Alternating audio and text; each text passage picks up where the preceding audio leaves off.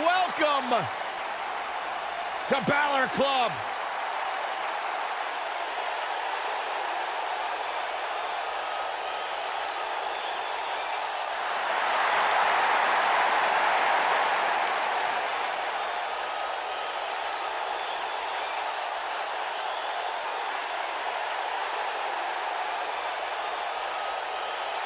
And their opponents, first, from Bray, County Wicklow, Ireland, weighing in at 190 pounds, Finn.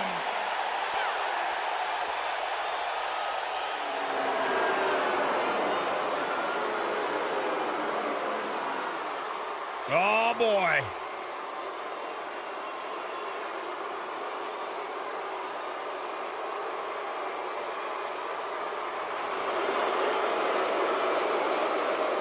Two of the most intimidating forces in WWE. And his partners, at a combined weight of 620 pounds, Akam and Razor, the authors of pain.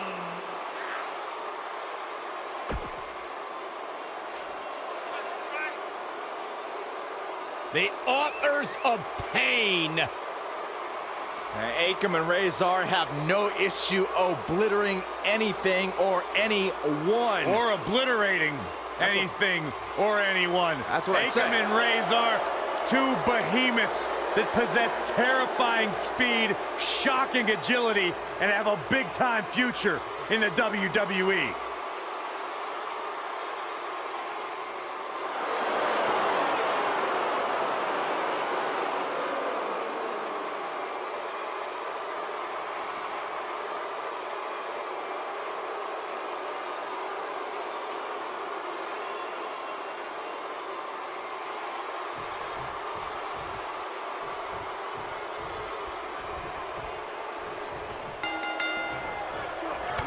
Nice ups. The Irish captor, Finn Balor, is looking to take all enemies hostage as we get underway here. Good luck to the referee, guys. When you put 6 competitors such as this in one match, things are bound to break down in a hurry. Finn Balor is in action, and I can see a lot of Balor Club members here tonight. Byron, could you do me a favor and point them out? I just want to know who to avoid after the show tonight.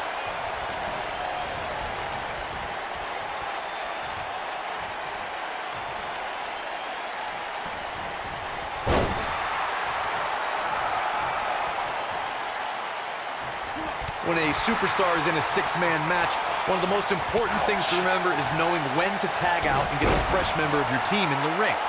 We've talked about continuity many times on this program, but it's more than that. You don't want to try to do too much when you have other members of your team out there.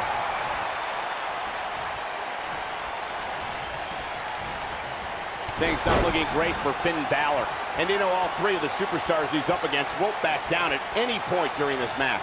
Corey, you spoke about when a superstar is in 6-man action and how crucial it is that they have the presence of mind to realize when they need to tag out. Not everyone who competes as part of a 6-man team has the ability to do that. We've seen many times over the years that a superstar's inability to do that has cost their team the match. We've also seen over the years that not all superstars play well with others. Some competitors are so dedicated to singles careers that when they are put in a 6-man team, they become a bit lost. That's when a mistake could be made, and it could be very costly. Whoa, he works his way out. A bit of a Houdini job right there. Into the powerbomb position now. And that's not necessarily where you want to be at this point in the match. Thanks to Raw, Jeff. There it is. The tag has been made. Oh, he needed that in the worst way, Michael. Looks like we're going to get the tag. And he tags his partner in. Momentum has certainly shifted here, Michael.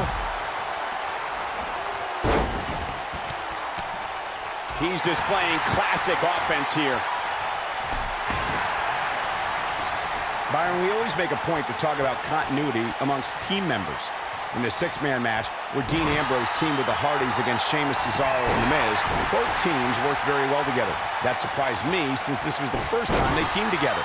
But there was something that night about the lunacy of Dean Ambrose fitting perfectly with the Daredevil Hardy Boys. I've got to say, I had goosebumps for a week after the Hardy Boys returned to WWE at 2017's WrestleMania. During that six-man on Raw, Team Extreme formed an effective trio with that lunatic Dean Ambrose. After a twist of fate from Matt Hardy, Jeff crushed The Miz with a swanton bomb, and that was all she wrote. Six-man tag team matches have been a staple of competition since the early days of sports entertainment. Two teams of three compete against one another under traditional tag team rules. Stipulations can be added like no disqualification, 2 out of 3 falls, elimination, falls count anywhere, or whatever else someone could think of. Matches can also be held in a caged environment. Six-man tags can be fought under so many different types of stipulations. Teams can be part of a faction, or 3 superstars have aligned because of a common interest. The most crucial aspect to a six-man tag team being successful is that trio's ability to act as one cohesive unit, 3 individuals working collectively at all times. So much can take place during a six-man tag match. Regardless of what type of match the teams of 3 are competing in, the members of that team must be on the same page. Oftentimes, the teams who have the best continuity are the most successful. There are times during a six-man tag match where the hostility between 2 teams overflows. The result is complete chaos, and all 6 superstars duke it out inside, and many times outside the ring. It's complete and total chaos. But if you're one of the legal competitors in the ring during that time, you must return to the ring before the referee's 10 count or risk being counted out and lose the match for your team. Byron, you talked about the moment in six-man tag matches when all semblance of order breaks down. Many times the 2 teams are so determined to tear each other apart that they don't pay attention to who the legal person in the ring is or where the referee... And it's Dean Ambrose making a move. Oh, there's the receipt. That was simply amazing.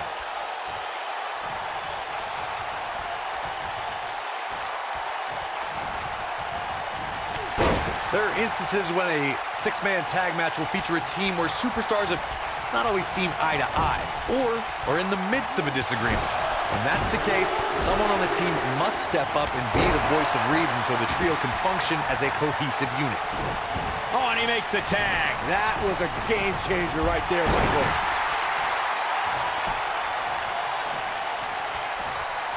Oh, I think this man means business. Corey, earlier you talked about what needs to happen when members of a six-man team have differences or had differences in the past. If the team can't find a way to get on the same page, they will not last very long. Someone on the team has to step up to make sure for at least that match, everyone on the team can work together. And that's easier said than done. Just because superstars might be favorites of the WWE Universe or have a common enemy, that doesn't mean they'll get along. It also doesn't mean that any past issues will magically go away. In this business, people have long memories, so if someone sees an issue on their team, they need to resolve it right away. In 2016, the New Day found themselves in the middle of a sick and twisted rivalry with the Wyatt family. Things escalated to the point where Bray Wyatt invited the New Day to do battle at the Wyatt family compound. New Day accepted, but what's wrong? Superman punch! But he's looking for the win.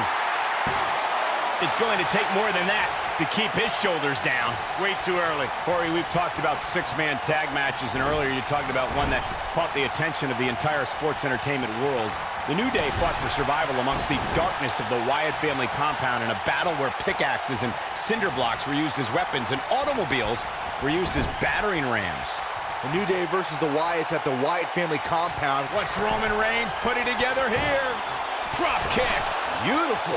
Can he finish the job? This is exactly what Roman Reigns needed. All the momentum on the side of Reigns. Over time, there have been various types of six-man teams that have been successful. There are family trios like the Guerreros, the Grahams, the Andersons, and the Von Erichs. Here's Akam. Dean Ambrose tags in.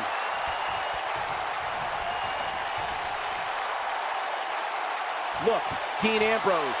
He looks like he's got this. Bang! Dirty deeds. He's back in control here. A kick out. This one's not over yet. The book hasn't quite closed on Akam yet. Byron, you mentioned some families and groups that created incredible six-man teams.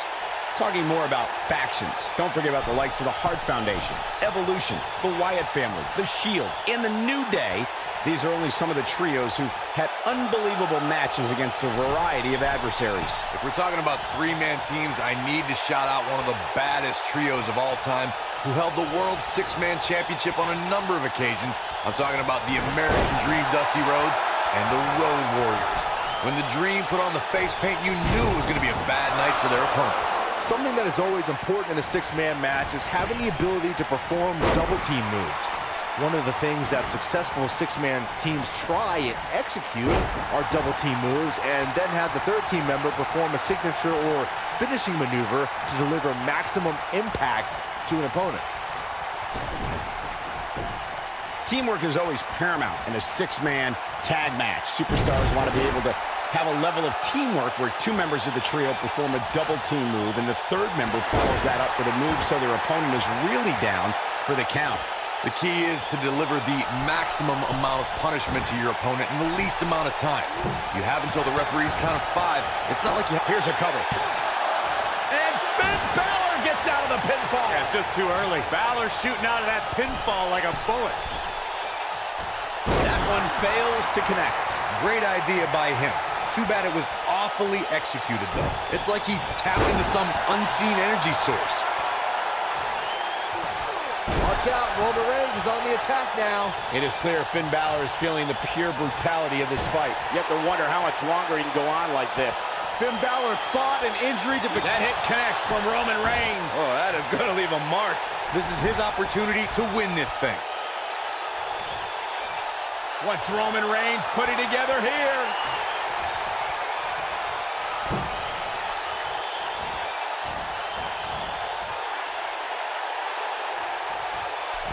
Though it wasn't mentioned early in his WWE career, Roman Reigns comes from a royal bloodline in the world of sports. He's inflicting some serious pain here.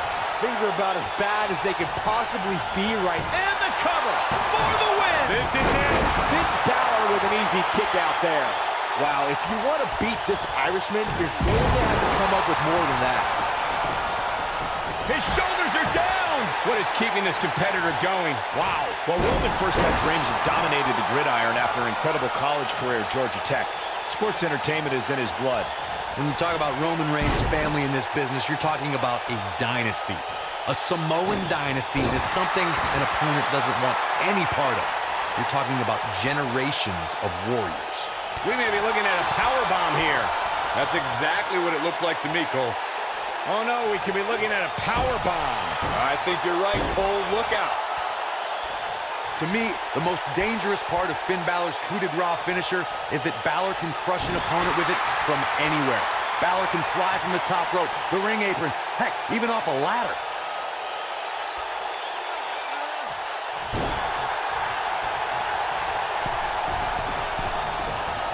He misses the dive. And unfortunately for him, there was no water in the pool. Oh, I think this man means business. Corey, what you talked about earlier is crucial for the success of a superstar's finish. Finn Balor destroys his opponents with... And here we go. Seth Rollins sees his opening. Wow, I'm just as surprised as you guys are. Seth Rollins is in position.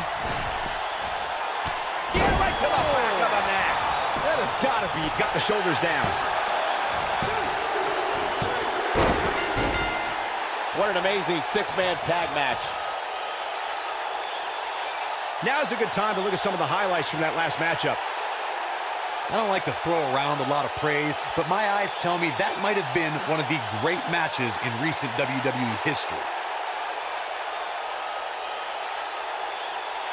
That was just one of those matches that the men involved should just be proud to be a part of. A legendary performance.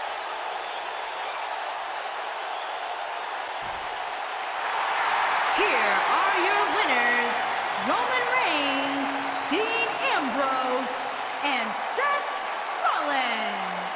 The Shield. You heard the ring announcer. This one's over. And here's your winner. Wow, when you pick up a pinfall victory over somebody like that, you've done something right. And that's the kind of action we've come to expect.